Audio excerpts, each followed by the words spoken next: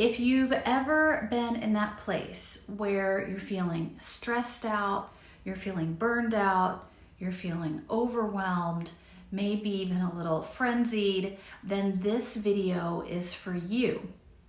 It happens to all of us, right? There are times when we don't even see it coming, but all of a sudden stress just like pours in on top of us, and it's really difficult to manage it right in the moment sometimes, especially when we have no idea it's coming.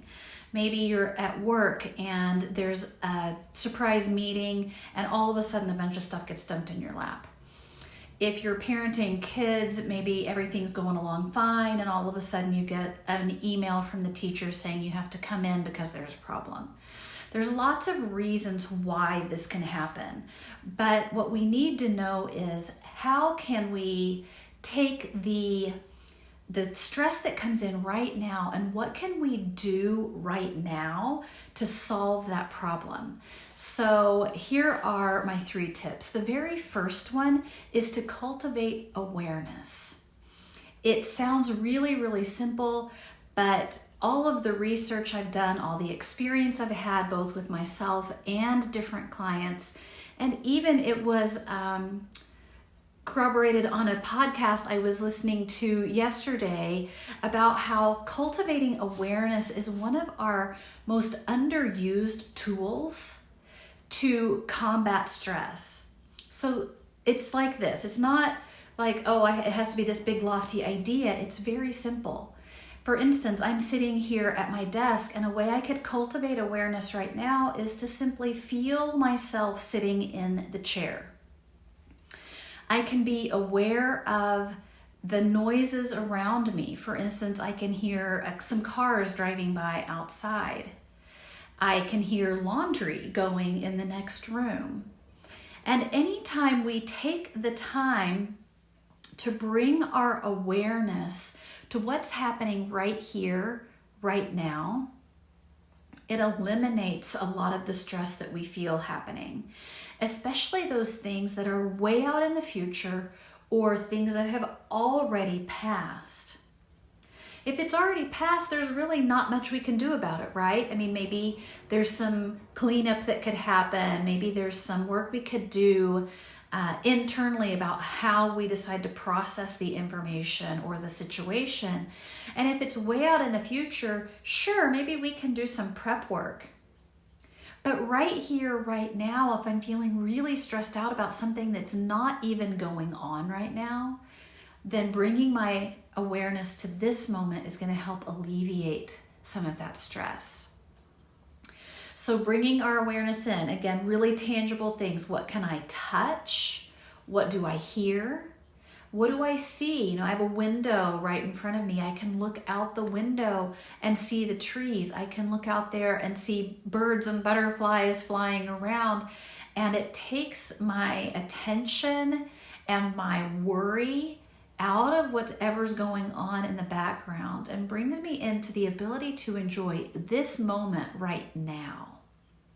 So that's the first tool, cultivating awareness. Being aware of what's happening in this moment really cannot be under-celebrated. It is one of the best ways to release stresses from past things and from future things.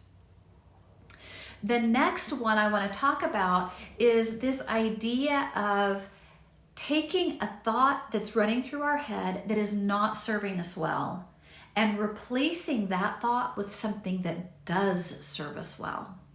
For instance, if you are in a job that you don't like and the thought that runs through your head the most is, oh, this job is sucking the life out of me, and you hear yourself say that inside over and over and over, that doesn't solve any problems, right? In fact, what it does is perpetuates this feeling of dissatisfaction, feeling of frustration, maybe even anger or upset, could even be depression, right? Whatever that negative thought is that we run through our mind over and over and over, or maybe it's a problem with a relationship. Oh my gosh, why does she always do that? Why does he always say that? I'm never going to get through to them. Those kind of thoughts just perpetuate what's going on that we don't like.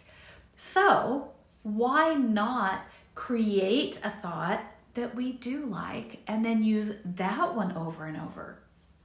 If it's the job situation that we're not enjoying very much, maybe it's a specific aspect. Oh, I don't really like how my commute takes so much time every day. Instead of saying that over and over and over, oh man, I hate the drive to work, it's the worst, and you complain about it to everybody you know, try replacing that with something else. Find something to do during that drive that you like. Maybe it's a podcast you want to listen to, or having some friend on the phone on speaker so that you can catch up a little bit during those long waits on the highway. And instead of, oh, I hate the drive to work, my commute is the worst, start saying, you know what, I find some real value in my commute time because I'm able to listen to an audiobook or catch my favorite podcast. It can be a really useful time, right? Or if we have that relationship that's challenging and we think, good grief, I'm never getting anywhere with this, or she always does that, or he always says that other thing, instead of ruminating over and over about the negative aspects of the relationship, take a moment and recognize what's positive about the relationship. Is there something you truly enjoy about interacting with that person? And if so, focus on that. It doesn't mean you have to push aside and pretend the other thing doesn't exist. It could even be something like, wow, even though it makes me crazy when he says that thing, I do really appreciate the way he's always there for me. And then that can begin to turn into, wow, I really appreciate the way he's always here for me because I feel supported and encouraged. Or if you have that, why does she always act that way? Instead of saying that over and over and over, but perhaps she's one of your most encouraging friends. Like, wow, even though it frustrates me when she does the one thing, I'm so grateful that she encourages me and supports me because I always know I can go to her when I need that extra bit of encouragement.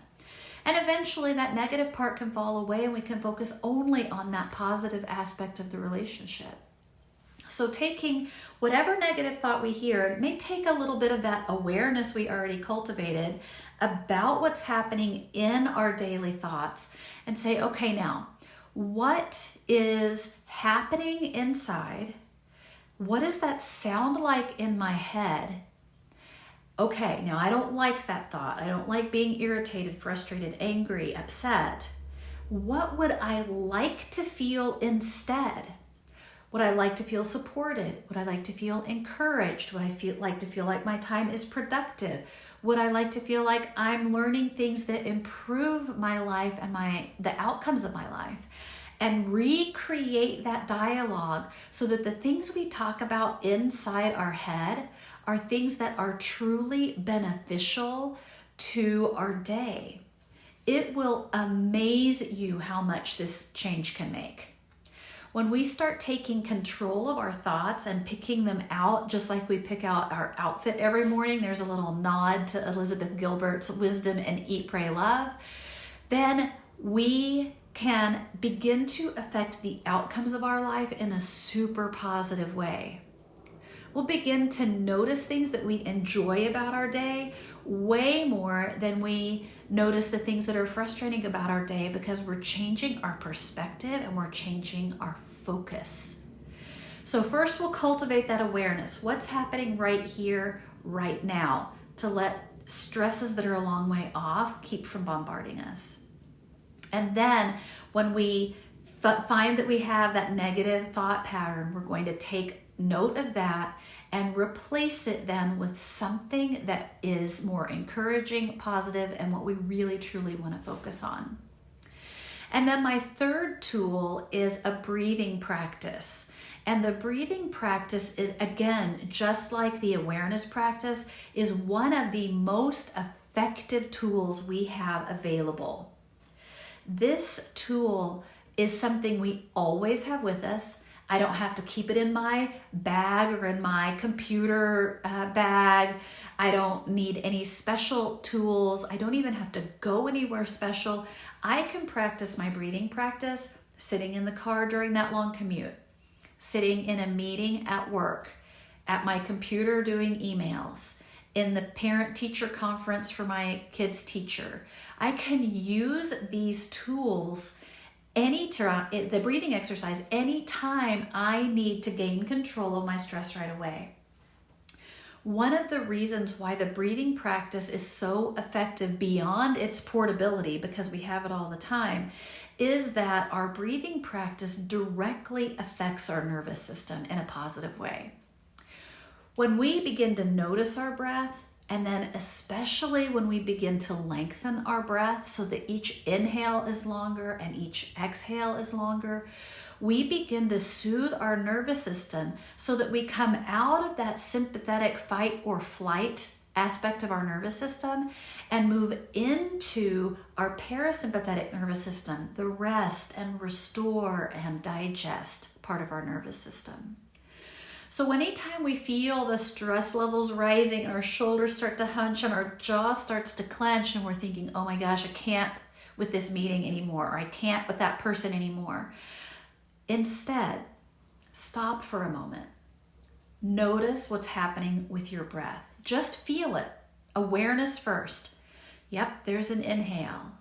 Then there's an exhale. Oh, another inhale. Another exhale.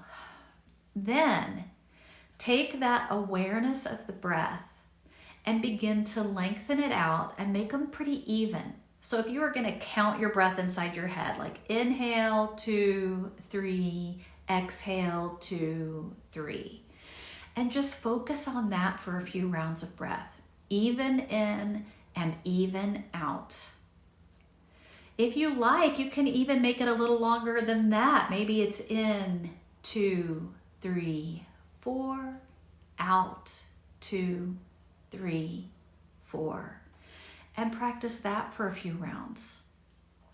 If you want the gold star for breathing and you want to try even something else, try that inhale, 2, 3, 4, pause for a moment, and then exhale, 2, 3, 4, and pause for a moment. Those little pauses are going to slow down the rate of the breathing even more and allow our nervous system to relax even more. This is a tool we can use, like I said, anytime, right in the middle of the meeting, the difficult conversation, the frustrating traffic. It doesn't even matter. We can use our breath to calm ourselves down. And when we do that, then we're more capable of choosing our reaction to the situation, our response to the situation, so we're not simply reacting. You know, when we're feeling stressed out and crazy and we're in the middle of that meeting at work and someone says something that just sends us off the edge, our response, our reaction might be like to just yell at them or tell them that idea is crazy.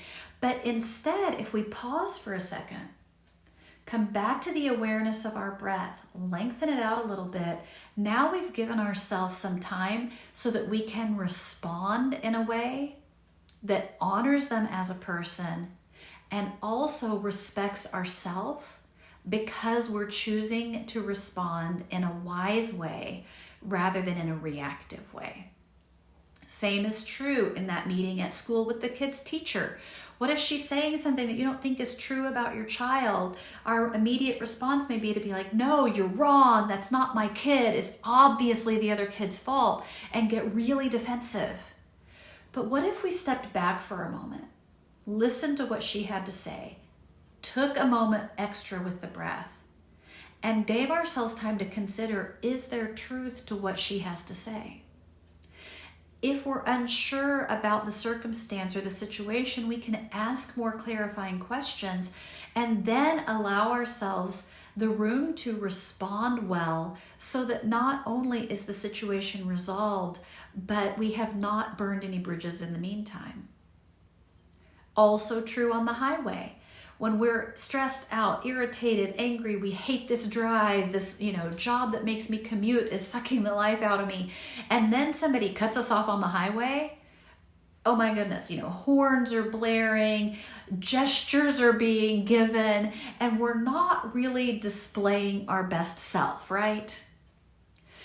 But if we take a moment, step back, choose to pay attention to our breath, lengthen the breath, give ourselves a moment to consider what's really going on, and recognize that that driver probably has no personal feelings toward us, we can respond better by perhaps making room the next time someone needs in the crazy traffic. We can also choose if we need to take a new route, or if we need to drive in a way that shows more kindness, not just to everybody else, but to ourselves, because we're making choices that display our ability to consider and respond well. All right, so those are my 3 tips. We're going to cultivate awareness of what's happening around us so that we can get out of our head and let go some of the stressful intake. Then we're going to pay attention to what's happening in our mind. What's the mental chatter? What are the thoughts that play over and over and over again? And then we're going to choose a new one that focuses on what we want to cultivate in our life, and we're going to start using that thought process instead. And finally, we're going to use our breathing practice. We're going to notice our breath, we're going to lengthen our breath, and we're going to use that extra time to respond in a way that honors others and is respectful to ourselves as well. All right, thank you guys so much for joining me for this short webinar. Thank you for all of the likes and all of the hearts. I super appreciate when you guys respond back to me. I know I didn't say anything in the moment, but I saw those little bubbles floating up, and I love knowing that these things are connecting with you.